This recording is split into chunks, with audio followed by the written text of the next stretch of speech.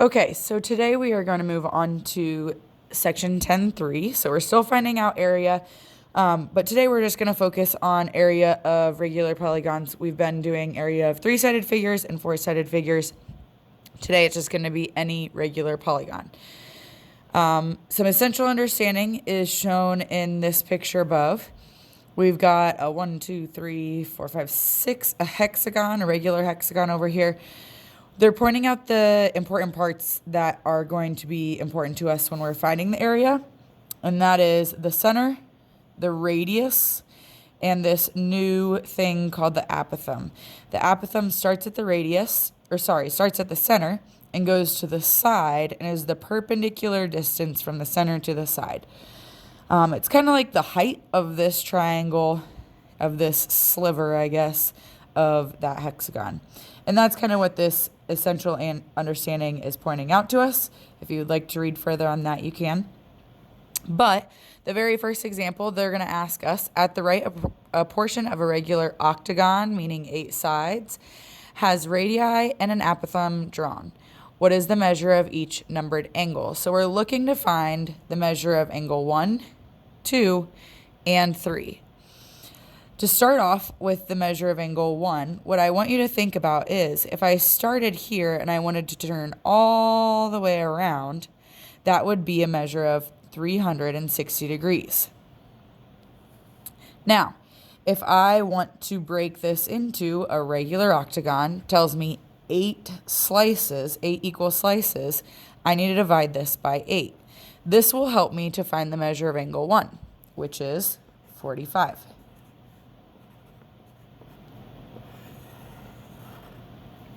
Okay, so that tells me that this angle is 45, this angle is 45, this angle is 45. Each slice of the pie, if you want to refer to it as that, is going to be 45 degrees. That then helps me to find out the measure of angle 2, because the measure of angle 2, as you can see, is just the measure of angle 1 split in half. So I'm going to use that 45. I'm going to split it in half. And I know that the measure of angle 2 then is 22.5. From there, if you notice, this is a right triangle inside this octagon. I'm going to pull that shape out to be able to help me to find the measure of angle 3, because the measure of angle 3 is sitting down here in the bottom right. We know we have a 90-degree angle here. And we know that this angle was angle 2, it's 22.5. Well, from past knowledge, we know that this triangle should add up to 180 degrees. So I can take that idea, 180 minus 90 minus 22.5, and that will give me the measure of angle 3, which ends up being 67.5. Now, this is going to help us mostly in later sections, but all of this information is vital and it will be asked about later on in your homework.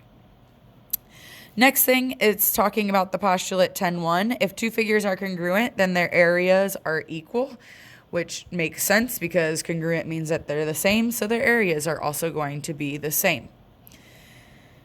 This next jumbo of words is kind of explaining the fact that how they came up with the area of a regular polygon formula. So what's important, though, is that you memorize this formula. This formula will not be given to you on the end of course tests, so make sure you're circling that, starring that, doing something to tell yourself that that's important. What that area formula says is area of a regular polygon is 1/2 times your apothem, so it's that measure from the center to the perpendicular side, times P actually stands for perimeter. Okay, so perimeter is easy. We've found that before. That apothem is just the new part. Again, please memorize that formula. You will not be given that formula.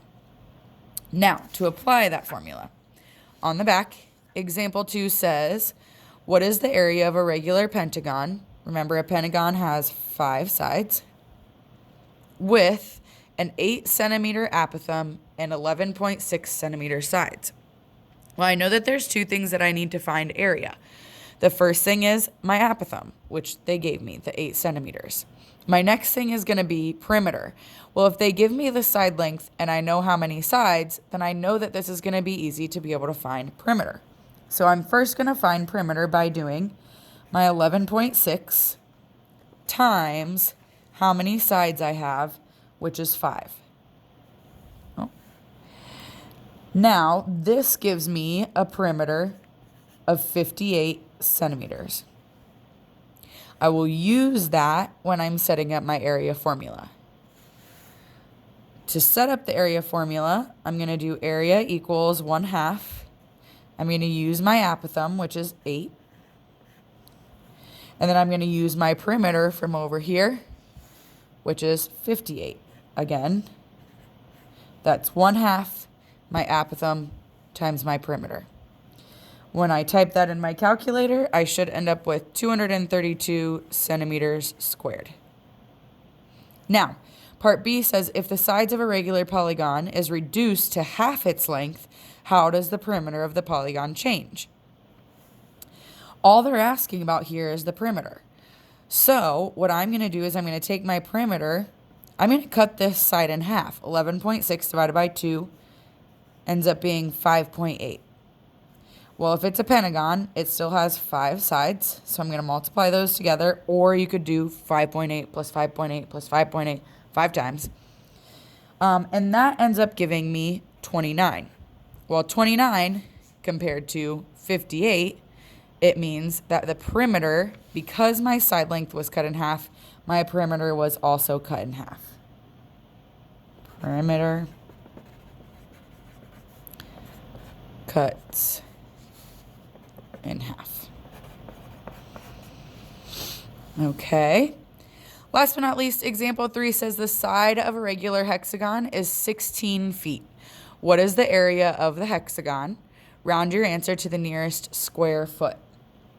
So I'm going to give you I'm a math person, not an art person, but this is my best hexagon that I've got. So remember, we need to know the distance from the center to the perpendicular side length. Okay, I need that perpendicular distance there. That's my apithum. They didn't give me that in my story problem. What they did give me is my side length is 16 feet. So all of these sides are 16 feet. Well, I'm actually going to erase that because what happens is your apithum splits that side in half. So I know this is 8, and that's going to help me in the long run. Now, we need to apply what we did on the front. What we did on the front is finding these angle measures. I need to use that idea. So again, I'm thinking, if I'm facing this way and I turn all the way around, that's 360 degrees. Well, this is a hexagon, so I'm going to split that into 6 equal parts. If I split that into 6 equal parts, that gets me 60 degrees. That means this angle right here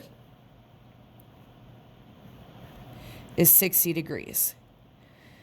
Now, that's going to help me in just a little bit because remember, my apithum is going to split that in half. So I'm going to use this right triangle again. Now, since this is 60 up here, then this is split in half is going to be 30. And I know this base angle is going to be 60. Kind of running out of room there. I guess if I blow that right triangle up, that might make it easier. So this was 30, and this was 60 and 90. So now we're dealing with the 30, 60, 90 triangle, which you guys have that on your formula sheet for your math end of course test. So I'll give you the information there. In a 30, 60, 90 triangle, if we have x, that's what we want to find first. We multiply x by 2 to get the hypotenuse. We multiply x by radical 3 to get the long leg. And that's what's going to help us right here. Okay? Because we know that x is 8. Well, if x is 8, then we know that long leg, hence we know the apithum. Okay, so my apithum is 8 radical 3. Now, another bit of information that I need in order to find area is the perimeter. Well, they told me that the side length is 16 feet.